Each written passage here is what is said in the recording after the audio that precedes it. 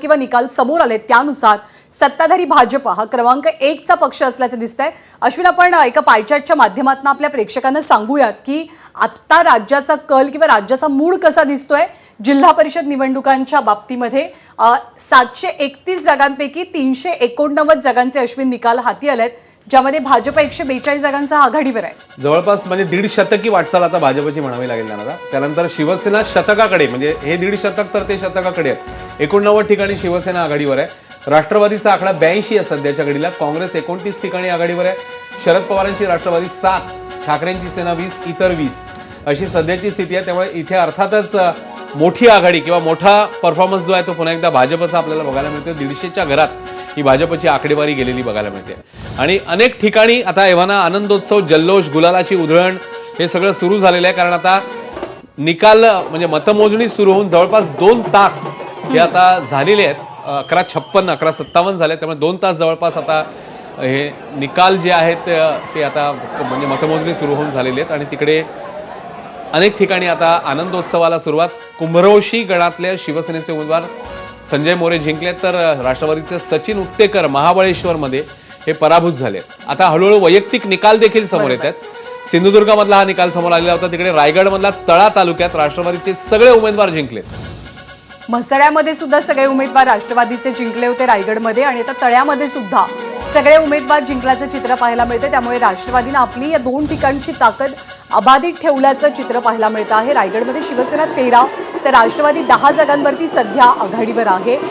राष्ट्रवादीकडनं अर्थात आवाहन करण्यात आलंय कार्यकर्त्यांना, नेत्यांना की जल्लोषामध्ये संयम बाळगा। आपण आपला नेता गमावलाय त्याची जाणीव असू द्या आणि आपल्या निकालाला आपल्या नेत्याच्या निधनाची किनार आहे हे लक्षात ठेवा आणि संयमानं विजयाचं सेलिब्रेशन करा। पुण्यामध्ये भाजप 18 तर राष्ट्रवादी 22 अशी सध्याची आकडेवारी आहे। म्हणजे राष्ट्रवादीचा एक प्रकारे अप्पर हँड पुणे जिल्हा परिषदांमध्ये आपल्याला पाहायला मिळतोय। मुळशी, पुणे, पिरंगुट गणातनं राष्ट्रवादीचे राहुल पवळे हे विजयी झालेले आहेत।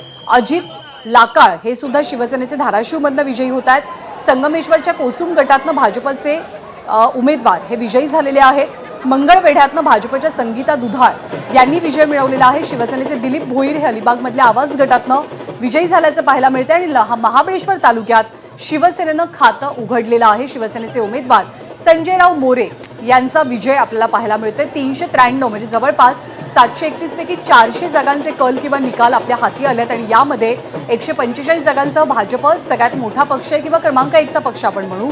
शिवसेना 90 आणि इतर कुठे काय परिस्थिती आहे हे सुद्धा आपण ग्राफिकच्या माध्यमातून जाणून घेऊयात। खास करून रायगडची स्थिती, रायगडमध्ये एकनाथ शिंदेची शिवसेना ही क्रमांक 1 वरती सध्या 13 जागांसह, त्याखालोखाल अजित पवारांची राष्ट्रवादी आहे, मग भाजपचा नंबर लागतो 6 जागांसह, ठाकरेंची शिवसेना 3 तर इतर 5 अशी रायगड जिल्हा परिषदेची परिस्थिती। त्यामुळे रायगडमधली ही वैयक्तिक जिल्हा पातळीवरची ही आकडेवारी समोर आली आहे। तर इतर ठिकाणचे देखील त्या जिल्ह्यामधले आता एव्हाना चित्र जी आहेत ती समोर येत आहेत।